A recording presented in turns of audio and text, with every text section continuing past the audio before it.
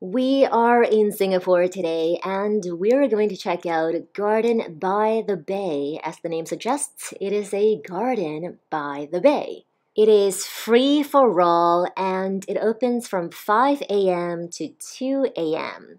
They have attractions including the Serene Garden, the Far East Organization Children's Garden, art sculptures, Dragonfly and Kingfisher Lakes, Bay East Garden, Sun Pavilion, Heritage Gardens, the Canyon, World of Plants. They do have attractions where you have to pay, for example, the Conservatory Flower Dome and the Conservatory Cloud Forest, as well as the Super Tree Growth and OCBC Skyway. Singapore is pretty small, so you can just take a taxi or you can take a subway called the MRT, get off at Bayfront Station and exit at Garden by the Bay. You can walk around these super tall, avatarish looking trees for around $6 on a skyway. The night show is free, usually around 7:45 to 8:45. It's better that you check the website for the exact time. The show usually takes about 15-20 minutes with some lighting and music. It's quite romantic. You can basically just lie on the ground to watch the show. It is a pretty big area, but it's always good to go a little bit earlier to get a good spot.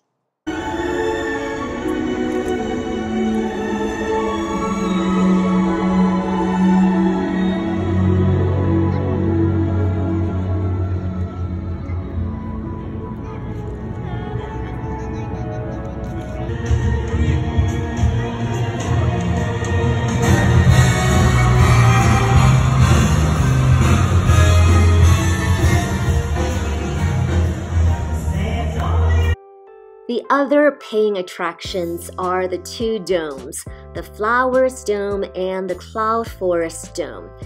If you choose to pay to go to the dome, it's really funny, you can't choose to go to only one. You have to go to both domes for around $20 unless you're a Singapore resident.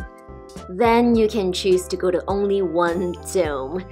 They also have a cheaper entrance fee as well, so I guess there are some benefits for being its residents. The Flower Dome is also the largest glass greenhouse in the world. It so happened that on the day that I was there, the Cloud Forest Dome was in maintenance, so we were allowed to pay only half the price, $10 to go to only the Flowers Dome.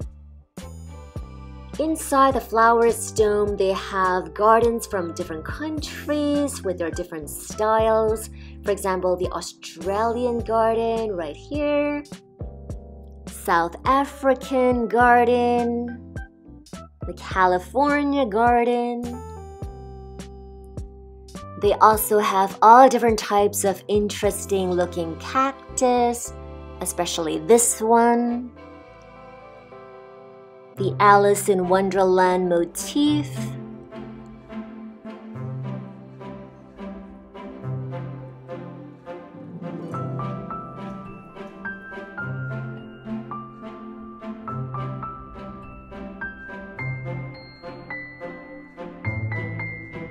They have wooden animals like lizards and dragons.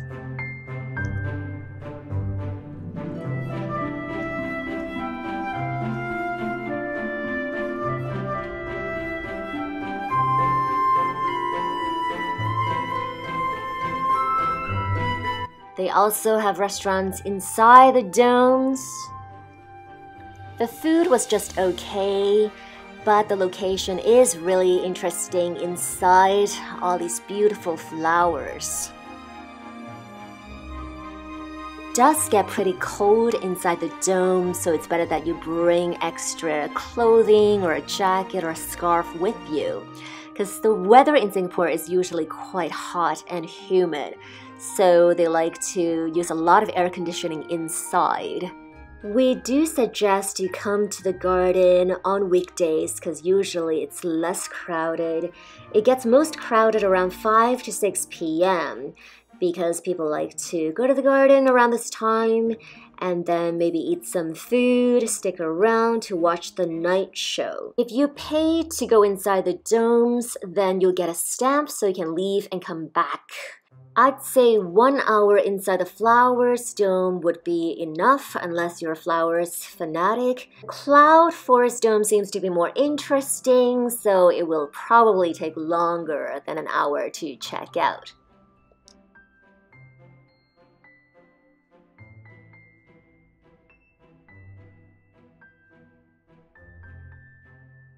While we're in the garden, we also noticed some cleaners cleaning the windows. It seems quite dangerous and Mission Impossible-ish. Overall, the garden by the bay is a huge garden. It's very eclectic with a lot of different types of gardens, art, sculptures. This is also the place where the movie Crazy Rich Asians wedding took place. Unfortunately, it's only in the movies. They don't host any weddings here. It is definitely worth coming. I would recommend it for the whole family. So I'm going to let you watch the rest of the video. We have a lot more footage of all the beautiful flowers that we saw in this garden. Enjoy! And please subscribe to our channel. We will certainly make more videos like this. Thank you!